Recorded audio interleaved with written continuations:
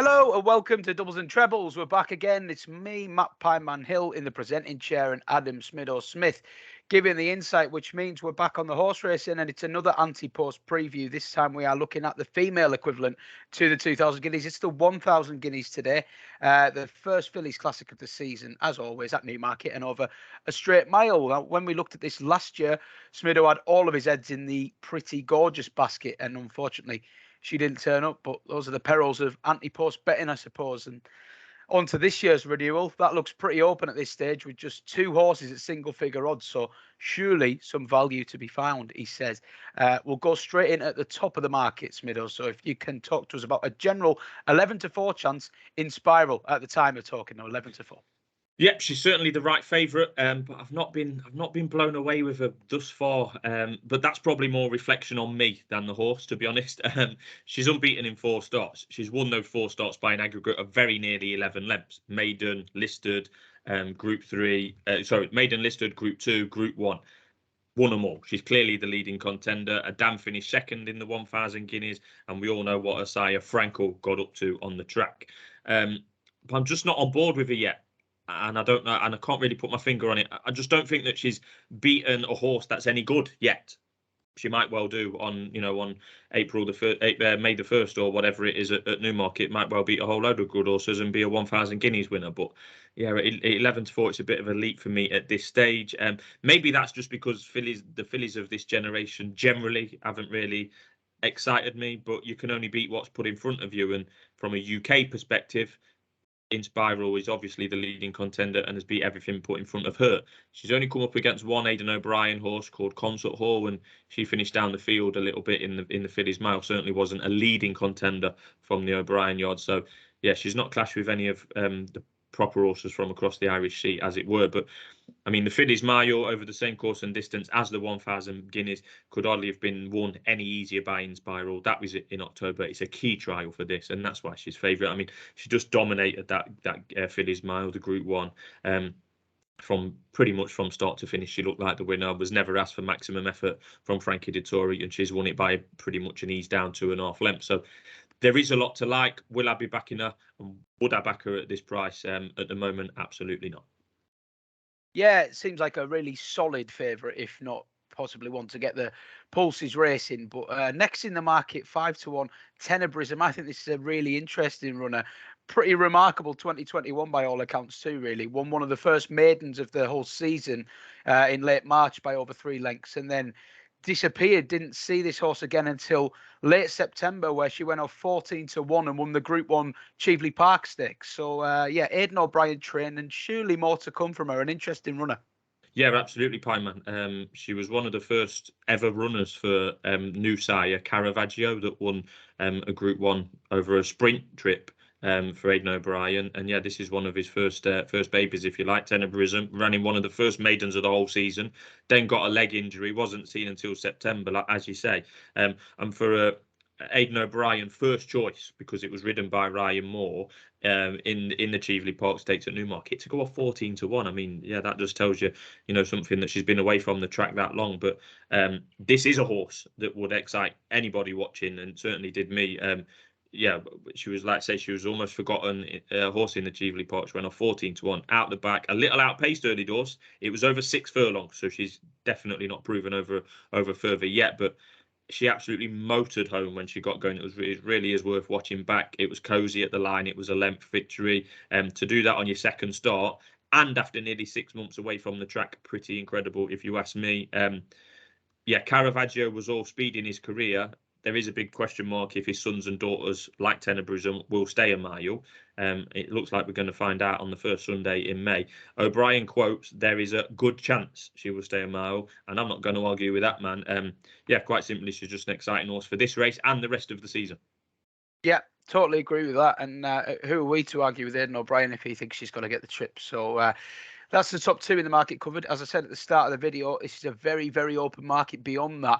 So can you give me a couple that stand out in that 10-33-1 range? Yeah, well, the way the market's set up, I know I've said I wouldn't back in Spiral at 5-2, 11-4, and I genuinely wouldn't, but I can see it going off considerably shorter than that, because I think that there could be some drop away, because there's quite a lot in this in the 10 to 16 range that I'm going to mention now, and a lot of them might not turn up. The next 3 on the list are all trained in Ireland. They all look like nice prospects, but they're probably all odds against just to turn up, never mind win. And that has very much factored into their current prices. For example, Discoveries is currently 10 to 1. The MO of Jessica Harrington with these type of fit, particularly the fillies, is not to come over to Newmarket and stay at home. For the Irish equivalent, Discoveries is a half sister to Alpha Centauri, who was one of the best fillies we've seen for a few years. She stayed at home for the 1,000 guineas, for the Irish 1,000 guineas, and won it impressively. Tuesday, trained by Aidan O'Brien, has already won this year quite nicely. I like her, but Aidan's already on record saying that the Irish 1,000 guineas is more likely. You can have whatever price you want on the exchange for Tuesday. Very much suggests she isn't going to run. And then Homeless Songs, she's next on the list at around 12 to 1, similar to the other 2 just mentioned. She won on the first weekend in April in good style. One of the only horses in this conversation that have already ran this season. Owner and trainer are very much undecided which of the guineas is on the radar. Would that be the English or Irish? And like I say, similar comments apply to Discoveries as well. So if we assume, and I think it could be, it's probably odds on that all 3 of them don't turn up as a combination. If we assume that those 3 aren't running, the likes of Tenebrism and Inspiral are going to be shorter prices than they are now, to be honest, Pieman. Well, what I'm hoping you're going to say is that there's one lurking at a massive price, because there's no way we could just have a 2-horse market at this stage and, maybe looking for something that hasn't run as much or is a little bit unexposed or maybe has a little bit of improvement in it. Where we're looking? Yeah, that's 100% right, Pieman, and that's where I am going. Beyond those ones, when we get into the 20 to 1 and bigger range, we're into the realms of the 2nd and 3rd tier fillies from the UK who spent last season beating each other. The likes of Sandrine, Jumbly, Prosperous Voyage, Hello You, Flotus. They were kind of beating each other in similar races, at Goodwood and Newmarket and Ascot, and the usual 2-year-old fillies races. So I'm scrolling quite a long way down the list for the more unexposed ones that haven't had many starts. So we're betting on potential rather than form in the book. And the one I've landed on is Danae. Looks is 50 to 1 basically. That looks standout value to me. Unlike the 2,000 guineas, where I couldn't give you anything at a bigger price, I would happily back and advise people to back a couple of quid on Danae at the moment. Won a maiden in late June, so she was one of the later ones to be out, if you like. We spoke about Tenebrism, who was out in March. Danae didn't make her debut until June. Chucked into a Group 3 in France on just a 2nd start, not beaten very far, possibly slightly unlucky on the day. Then she's gone off favourite for the Group 3 Prestige Stakes at Goodwood, and did everything but win. Travelled the best, maybe at the front a little bit too early under James Doyle, and was done very late on by a horse called Miss On Scene. I've probably said that wrong. Miss On Sue. Mise En Scene. 1.5 lengths in front of Prosperous Voyage. So just behind Miss On Scene and just in front of Prosperous Voyage. Well, in the Fillies Mile, Prosperous Voyage was 2nd. So, backing up the form a little bit there, and Miss On Scene was 4th behind Inspiral. Now, I know I've said Inspiral hasn't beat any good horses, but let's assume I'm wrong. And she has beat some good horses. A very easy assumption to make. Yeah. So assuming I'm wrong, and assuming Inspiral's beat some good horses, and Miss On Scene, who was 4th, and Prosperous Voyage, who was 2nd in the Fillies Mile, are good horses. Well, Danae has got form in and around those horses and in front of one of them. So that form could possibly back up there. Danae has been off since Goodwood. She's not been seen since August, so she didn't participate in the later season races in October, where Inspiral was winning the Fillies Mile. So kind of maybe a little bit forgotten. Being by De Barwi, Danae has got all the right to improve further with age. And anything, the general rule is anything that a De Barwi horse does as a 2-year-old is a bonus.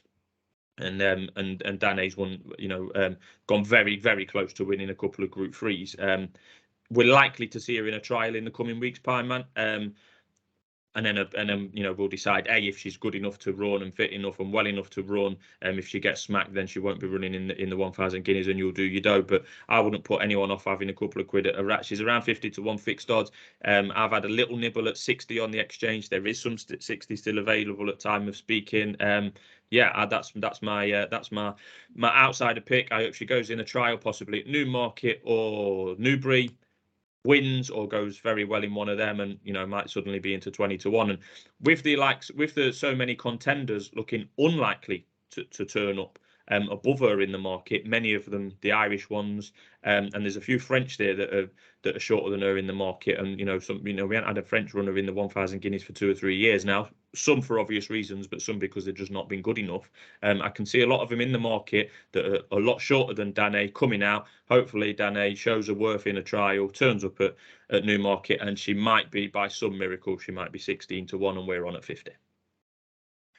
Yeah, I like it. I think these kind of races where you've got two are leading, and you've got to have a look beyond that. You do often in these anti-post markets get a clump of sort of middle of the road things just almost forming the market, but there is almost certainly going to be one that's currently in there now at a huge price that will shorten significantly between now and the day. Let's hope it is Danae. A little bit of 60 on the exchange still available, Adam says. If you're watching early, why don't you go and take those pennies of that 60 and enjoy the ride with Smido. That's our 1,000 guineas first look. Hope you enjoyed it. Do let us know what you're backing in the comments. Always good to hear from the viewers. And I know we have a few very keen anti-post backers in our realm. So please do let us know what you're backing. And we'll be back very soon to deliver another anti-post preview. See you then.